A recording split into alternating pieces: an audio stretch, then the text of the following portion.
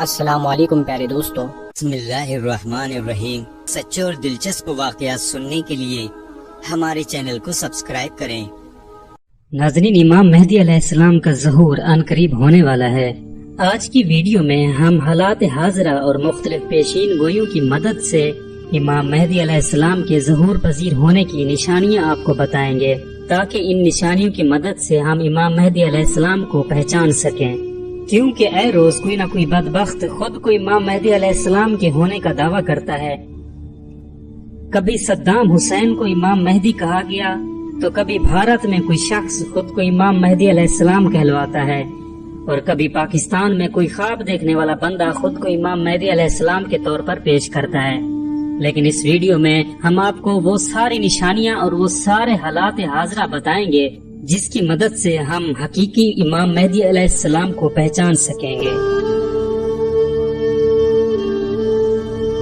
ناظرین، مفتی ابو لبابہ شاہ منصور حفظ اللہ نے کتاب دجالیات میں حضرت دانیال علیہ السلام کی تختیوں کے حوالے سے لکھا ہے کہ یہودیوں کی ایک ریاست قائم ہوگی اور اس کے 50 سال بعد امام مہدی علیہ السلام کا ظہور ہوگا۔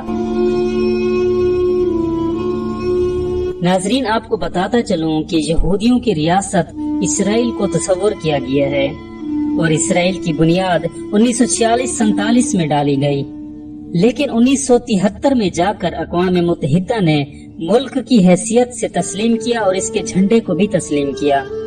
تو حقیقی طور پر اسرائیل کی بنیاد ملک اور ریاست کی حیثیت سے 1973 میں سمجھی جائے گی۔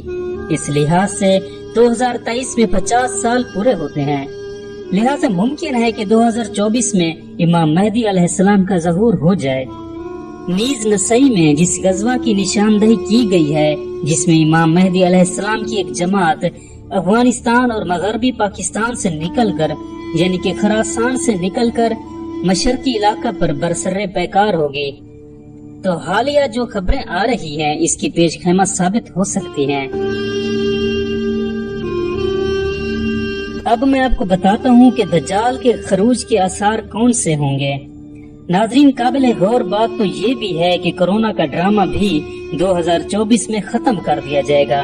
اس پر باقاعدہ میڈیا والوں نے ایک لمبی ڈیبیٹ کی ہے، اور ملک بھارت میں ہندو راشٹر کا آفیشیل اعلان بھی غالباً اسی سال ہوگا، اور اس سے ایک سال قبل یعنی 2023 میں ترکی پر سے پابندی بھی ہٹا لی جائے گی، جس کا واضح مطلب ہے کہ ترکی پر جنگ مسلط کر دی جائے گی، جس کے نتیجے میں قسطنطنیہ کفار کے قبضے میں جا سکتا ہے۔ اس کے علاوہ سعودی بادشاہ کی وفات کی یہ روایت رہی ہے کہ وہ عموماً 90 سال کے آس پاس فوت ہوتے ہیں، اور اس وقت موجودہ بادشاہ شاہ سلمان کی عمر 86 برس ہے۔ ممکن ہے کہ وہ 2024-25 تک 90 سال کے آس پاس ہوں گے، اور خلافت عثمانیہ کے سقوط کے 100 سال بھی 2023 تک پورے ہو رہے ہیں۔ ناظرین، اس کے علاوہ ایک عرب عالم ہیں شیخ صادق المغلسی المرانی، انہوں نے سن 2024 کے قریب ہی ظہور مہدی کی بات کہی ہے۔ تو نتیجہ یہ نکلا کہ امام مہدی علیہ السلام کے ظہور کے لحاظ سے یہ 2 سال یعنی 2024 اور 2025 کافی اہم ہیں۔ ایک بڑی فکر والی بات یہ بھی ہے کہ امت کے مختلف قسم کے گروہ امام مہدی علیہ السلام کو تلاش بھی کر رہے ہیں۔ اس کے علاوہ جہادی تنظیموں کے لیڈر اس وقت بڑے فکر مند ہیں کہ امام مہدی علیہ السلام کی قیادت میں ساری دنیا میں جہاد شروع کیا جائے، اور وہ اس کے لیے امام مہدی علیہ السلام کی تلاش میں ہیں۔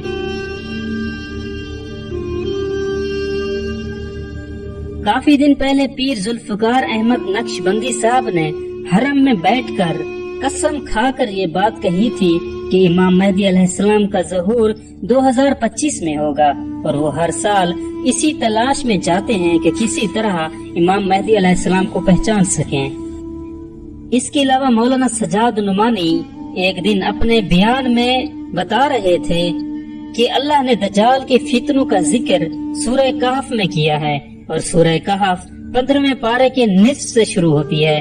اس سے معلوم ہوا ہے کہ دجال کے خروج 15ویں صدی کی نصف پر ہوگا، आगे फरमाया है कि 16वां पारा शुरू होते होते दज्जाल का जिक्र खत्म हो जाता है, जिससे मालूम हुआ कि 16वीं सदी से कबल ही ये फितना खत्म हो जाएगा।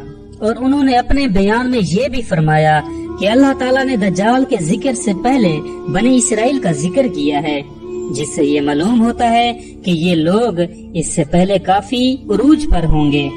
अब हम हजरत की इन बातों पर गौर करते हैं तो इससे भी यही अंदाजा निकल कर सामने आता है कि चूँकि दज्जाल के 15वीं सदी के निस्फ में आने का इम्कान है और हजरत मेहदी इससे तकरीबन 5-6 साल कबल आएंगे, और इस वक्त 1445 हिजरी चल रही है। 5-6 साल कबल मतलब 1445-46 हिजरी, जो अंग्रेजी साल के हिसाब से 2024 और 25 बनते हैं। नाजरीन, इमाम मेहदी अलैहिस्सलाम के ज़हूर के बाद बहुत मुमकिन बात है कि 2025 के बाद इमाम मेहदी की क़यादत में तीसरी आलमी इस्लामी जंग हो। बहरहाल आप जिस तरह भी गौर करेंगे यही 2 साल सामने आएंगे। मालूम हुआ कि ये 2 साल उम्मत मुस्लिमा के लिए बड़ी अहमियत के हामिल है। नाजरीन, अब उन निशानियों के हवाले से बात करते हैं जिनकी मदद से हम इमाम मेहदी अलैहिस्सलाम को पहचान सकेंगे।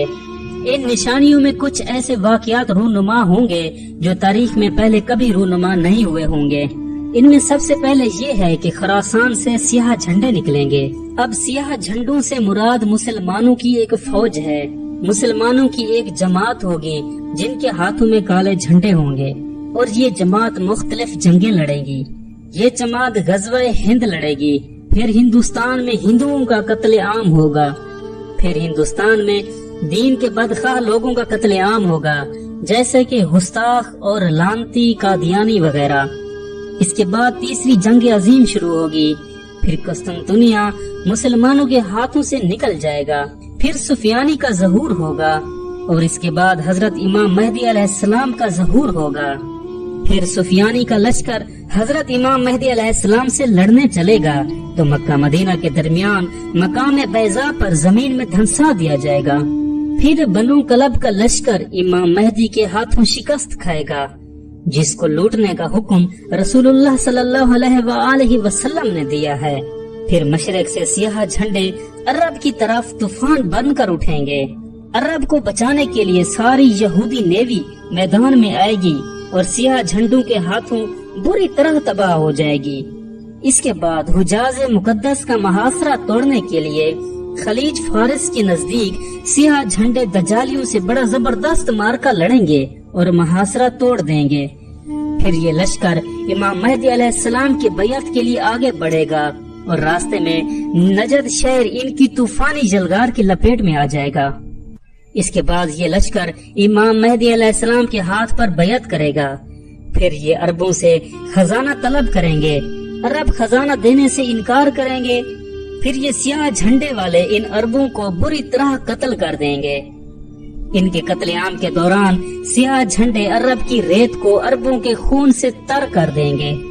इस खौफनाक कत्लेआम का जिक्र अहादीस मुबारका में भी मिलता है। यही वजह होगी कि अरब बहुत कम रह जाएंगे। फिर अरब भागकर मक्का और मदीना में पनाह लेंगे और अपनी जान बख्शी के लिए खजाना देना चाहेंगे, लेकिन सियाह झंडे वाले लेने से इनकार कर देंगे। फिर सियाह झंडों की अगली जलगार का निशाना मिस्र बनेगा, जिसका जिक्र अहदीस में मिलता है। फिर ये सियाह झंडे ईरान का रुख करेंगे, लेकिन ईरान इताअत कबूल करके जान बचाएगा। फिर रोमी अपने वो लोग जो इस्लाम कबूल कर चुके होंगे वापस मांगेंगे। ना देने पर रोमियों के 80 झंडे सियाह झंडों से लड़ने के लिए निकलेंगे। हर झंडे तले 60,000 रोमी होंगे। उनकी इतनी तादाद देखकर सियाह झंडों में से 1/3 भाग जाएंगे, जिनकी तौबा अल्लाह ताला कभी कबूल नहीं करेगा। पहले दिन मुसलमान एक जमात को लड़ने के लिए भेजेंगे, सारी जमात शाम तक शहीद हो जाएगी।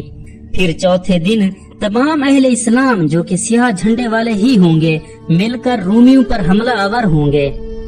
फिर वो ऐसी जंग करेंगे कि तारीख इंसानी में पहले किसी कौम ने ऐसी जंग नहीं की होगी, या फिर वो ऐसी जंग होगी कि पहले कभी ना लड़ी गई होगी। फिर अल्लाह ताला रोमियों पर शिकस्त मुसल्लत कर देगा। फिर मुसलमान यानी सियाह झंडे इनका कत्लेआम करेंगे, यहाँ तक कि रोमियों की लाशों के पहलू से ایک پرندہ اڑے گا اور وہ اڑتا اڑتا مر جائے گا، لیکن لاشوں کے سمندر کو پار نہ کر سکے گا، اور وہ مر کر گرے گا بھی تو ایک لاش پر گرے گا۔ اس جنگ کے بعد آدھے سے زیادہ لشکر آرمینیا کی طرف جائے گا۔ سیاہ جھنڈے آرمینیا پر آندھی طوفان اور بلا بن کر نازل ہوں گے، اور آرمینیا کو وہ تباہی دیکھنی پڑے گی جس کے سامنے بابل و نینوا اور بغداد کے قصے بھی سچ ہیں۔ اس کا ذکر حدیث مبارکہ میں بھی ملے گا۔ اب لشکر وہاں سے ہوتا ہوا امام مہدی علیہ السلام سے مل کر قسطنطنیہ کا محاصرہ کر لے گا۔ اللہ تعالیٰ سیاہ جھنڈوں کی جہاد کا صلہ یہ دے گا کہ ان کے نعروں سے ہی قسطنطنیہ فتح ہو جائے گا۔ پھر سیاہ جھنڈوں کا کچھ لشکر یورپ کی طرف نکلے گا، اور جب یہ یورپ کی دہلیز پر پہنچے گا تو پورے یورپ میں کوہرام مچ جائے گا۔ لیکن یہیں پہ یہ خبر بھی پہنچ جائے گی کہ دجال نکل آیا ہے۔ پھر یہ لشکر وہاں سے انتہائی تیزی سے واپس آئے گا، ان کی رفتار انتہائی تیز ہوگی۔ احادیث مبارکہ کے مطابق یہ بڑا ہی سخت امتحان ہوگا، انتہائی سخت وقت ہوگا۔ جو کوئی تھوڑا آرام کا وقت نکالنے میں کامیاب ہوگا وہی طاقتور تصور کیا جائے گا۔ آتے ہی عرب میں وہ رومی جو دجال سے ملے ہوں گے ان پر 3 جگہوں سے شب خون ماریں گے، اور ان میں سے کوئی بھی بچ کر واپس نہ جائے گا۔ پھر مسلمان دیکھیں گے کہ حضرت عیسیٰ علیہ السلام تشریف لائیں گے، اور دجال انہیں دیکھ کر پانی میں نمک کی طرح پگھلے گا۔ پھر دجال وہاں سے بھاگے گا اور مقام لد پر حضرت عیسیٰ علیہ السلام کے ہاتھوں قتل ہو جائے گا۔ پھر یہودیوں کا سیاہ جھنڈے والے قتل عام کریں گے۔ یہی وقت ہوگا جب مومنین مشرق سے لے کر مغرب تک فتوحات کے جھنڈے لہرا رہے ہوں گے، اور اللہ نے سورۃ بنی اسرائیل میں جو وعدہ فرمایا تھا پورا ہوگا، یعنی کفر و سرکشی کرنے والی کوئی بھی بستی ایسی نہیں ہوگی جسے ہم روز قیامت سے قبل ہی تباہ و برباد نہ کر دیں۔ پھر حضرت عیسیٰ علیہ السلام کو حکم ہوگا کہ وہ کوہ طور پر جا کر کلا بند ہو جائیں۔ اس کے بعد یاجوج مجوج نکل کر فتنے عظیم پھیلائیں گے۔ اللہ تعالیٰ ان پر اپنا قہر نازل کرے گا اور ان پر نفع نامی کیڑا نازل کرے گا، اور وہ اس کیڑے کے حملے سے ہلاک ہو جائیں گے۔ پھر 7 سال تک مسلمان امن و امان سے رہیں گے۔ امن اتنا زیادہ ہوگا کہ بچہ شیر کو بھی بھگا دے گا۔ اس کے بعد جہاد ختم ہو جائے گا، تلواریں درانتیاں بن جائیں گی، شیطانیت تباہ ہو چکی ہوگی، اور شیطان کو جو قیامت تک مہلت دی تھی وہ بھی ختم ہو چکی ہوگی۔ پھر ایک نرم ہوا چلے گی جس سے دنیا میں اسلام ختم ہو جائے گا۔ اب حبشی دنیا پر حکومت کریں گے اور نفس کی حکمرانی ہوگی۔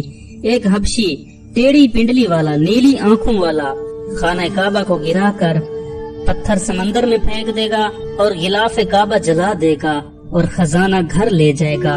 پھر قیامت مرلہ وار شروع ہوگی اور تمہارے رب کے وعدے کا وقت آ جائے گا۔ ناظرین، فتنہ دجال بہت سخت ہوگا۔ اس سے حفاظت کے لیے ہر جمعہ کے روز سورہ کہف کی تلاوت لازمی کریں۔ السلام علیکم ورحمۃ اللہ وبرکاتہ۔